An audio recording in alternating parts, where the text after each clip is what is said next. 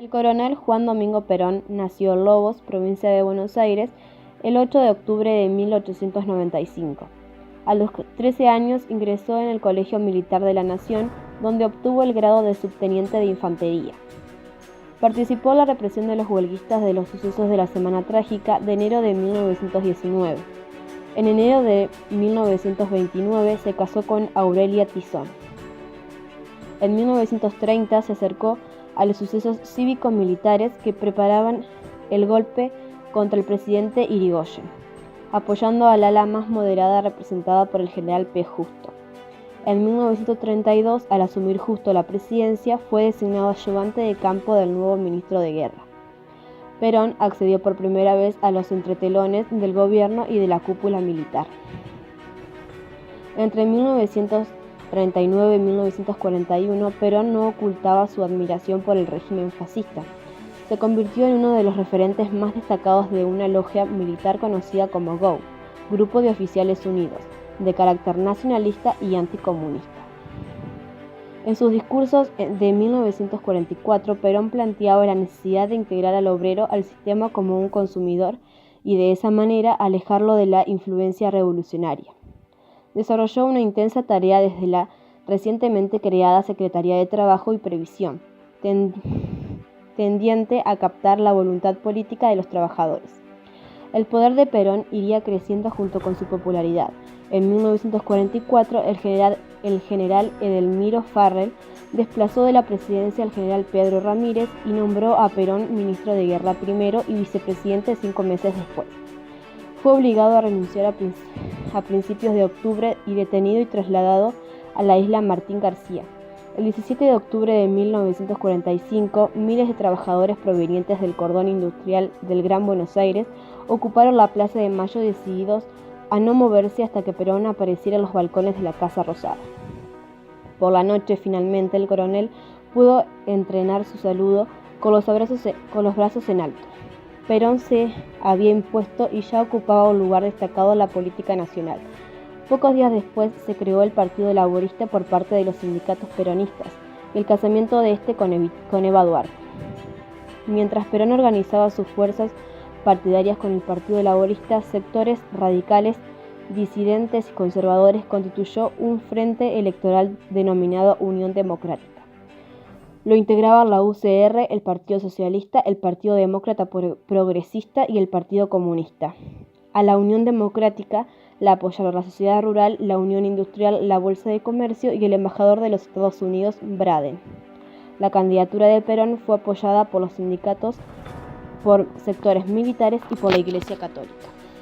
En las elecciones de febrero de 1946, Perón se impuso obteniendo casi los 2/3 de la Cámara de Diputados. Al asumir la presidencia, Perón elaboró un plan quinquenal que intentó transformar la estructura económica del país, fomentando la industria y estimulando el mercado interno. Paralelamente, el Estado peronista emprendía una importante política de estatizaciones, acorde con una corriente mundial en ese sentido. Pese a las buenas intenciones, el peronismo no logró transformar a la industria. En 1949, promediando su primera presidencia, Perón convocó a las elecciones para una asamblea constituyente. El amplio triunfo peronista permitió incluir en el texto de la Constitución la posibilidad de la reelección del presidente y los derechos del trabajador.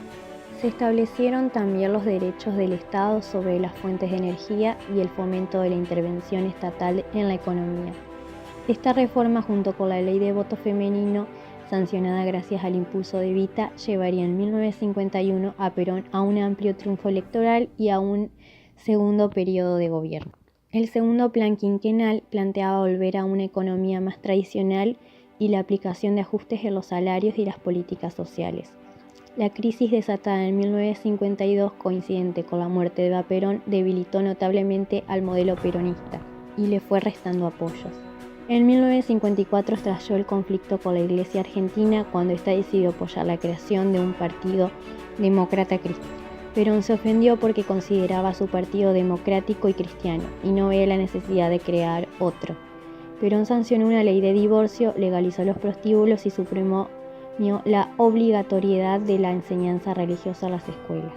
La Iglesia encabezó la oposición y el 11 de junio de 1955 la tradicional procesión de Corpus Christi se transformó en una multitudinaria manifestación antiperonista. El primer intento golpista se concretaría el 16 de junio con el bombardeo de la Plaza de Mayo, por parte de la Marina con el objetivo de matar a Perón. El 16 de septiembre las Fuerzas Armadas tomaron el poder expulsando a Perón, quien finalmente marcharía al exilio por 18 años. En 1960 Perón instaló su residencia en Madrid. Desde allí continuó dirigiendo la resistencia peronista y se consolidó como el referente obligado de la política argentina.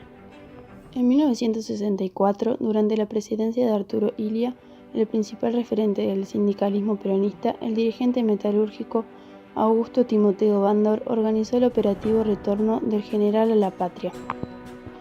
Al llegar el avión al aeropuerto de Río de Janeiro, las autoridades militares brasileñas le impidieron seguir viaje y debió regresar a Madrid. Perón volvió a la Argentina por un corto tiempo en noviembre de 1972, pero no pudo presentarse como candidato para las elecciones del 11 de marzo de 1973 porque una modificación de ley electoral se lo impedía. El 20 de junio de 1973, unas 2 millones de personas aguardaban en Ezeiza el retorno del líder. El 13 de julio de 1973, Cámpora y el vicepresidente Solano Lima fueron forzados a renunciar por los sectores tradicionales del peronismo. Se convocó a elecciones presidenciales para el 23 de septiembre. Perón decidió que su mujer, Isabel Martínez, ocupara el segundo término en la fórmula presidencial. En las elecciones se impuso la fórmula Perón-Perón. El 12 de octubre Perón asumió la presidencia por tercera vez. Al poco tiempo quedó evidenciado su distanciamiento de los sectores cercanos a los montoneros al reemplazar a los gobernadores y funcionarios vinculados a ese sector del movimiento. El punto culminante de este enfrentamiento se produjo el 1 de mayo de 1974. Esto provocó la retirada de más de la mitad de la concurrencia. El 12 de junio la CGT convocó a un acto en la Plaza de Mayo para respaldar al gobierno. Perón se dirigió por última vez a sus seguidores y les dijo que cuiden las conquistas laborales porque se avecinaban tiempos difíciles. Pocos días después, el 1 de julio, moría Juan Domingo Perón. Dejaba un vacío político proporcional al tamaño de su figura.